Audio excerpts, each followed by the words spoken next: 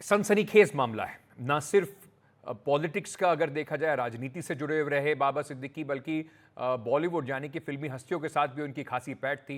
Business में साथ ही साथ जो बिल्डर्स थे मुंबई के, उसमें भी उनकी काफ़ी पैठ थी। तो बाबा सिद्दीकी की मौत के बाद कहें तो कहीं ना कहीं मुंबई का जो पूरा एक पूरा दर्जा है, ए लिस्टर्स जिन्हें आप कहते हैं, वो सकते में। बांद्रा में बाबा सिद्दीकी पर हमला हुआ, शूटर कैसे भागे, इन सवालों के जवाब हमारे सहयोगी मुकेश सिंह सेंगर की ये रिपोर्ट दे रही है।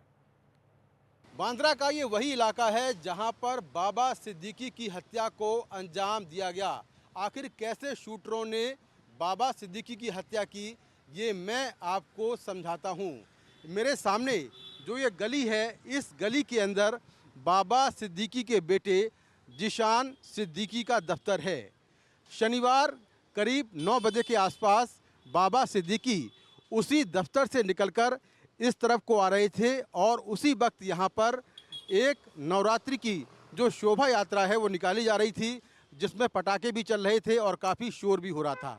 बाबा सिद्दीकी जब यहाँ पर पहुँचते हैं तो यहाँ पर उनकी जो गाड़ी थी वो पहले से पार्क हुई थी, यानी कि गाड़ी उन्होंने यहाँ पार्क कर रखी थी। लेकिन इसी गाड़ी के आसपास जो 4 शूटर थे वो यहाँ पर करीब आधा घंटे पहले से घात लगाकर खड़े हुए थे। जैसे ही बाबा सिद्दीकी यहाँ पर पहुँचे, जो शूटर थे उन्होंने यहाँ पर कोई स्प्रे चलाया जिससे कि धुआं सा हुआ और लोगों को लगा कि जो पटाखे चलाने वाले लोग हैं उन्होंने ऐसा किया है।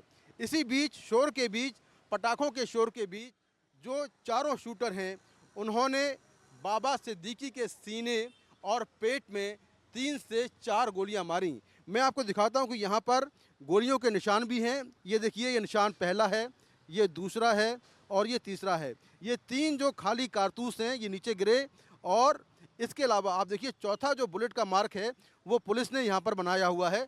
तो 4 बुलेट के मार्क यहाँ पर आपको दिखाई दे रहे होंगे और आसपास पुलिस ने ये एक पट्टी लगाई हुई है।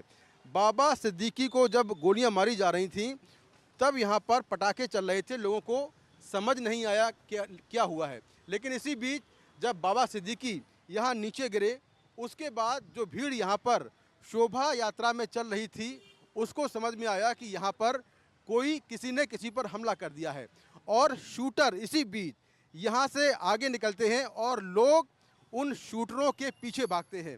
आगे कुछ ही दूरी पर जाकर, सामने यहाँ से करीब 50 से 60 मीटर की दूरी पर जाकर एक पुलिस का नाका है। उस नाके पर पुलिसकर्मी पहले से खड़े हुए थे।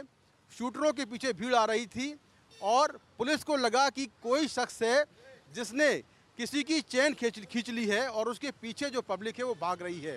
तो एक शूटर धर्मराज को आगे नाके पर पकड़ लिया गया। दूसरा शूटर जो गुरमेल था, जो कि हरियाणा का रहने वाला है, वो नाके से आगे निकलकर आगे एक पार्क है, उस पार्क में छिप गया, वहाँ पर उसे पकड़ लिया गया। लेकिन शिवा और जो चौथा शूटर जिशान है वो भागने में कामयाब रहे और फिलहाल वो गायब हैं। तो इस तरह से इस पूरे हत्याकांड को अंजाम दिया गया और जब ये फायरिंग हुई उस वक्त रात में करीब 9:15 हुए थे और उसी दौरान बाबा सिद्दीकी पर ताबड़तोड़ फायरिंग हुई और सभी गोलियां एकदम पॉइंट ब्लैंक रेंज से, यानी कि बहुत नज़दीक से बाबा सिद्दीकी को मारी गई। 3 से 4 गोलियां उनके सीने और पेट में लगीं और अस्पताल पहुंचने से पहले ही उनकी मौत हो गई।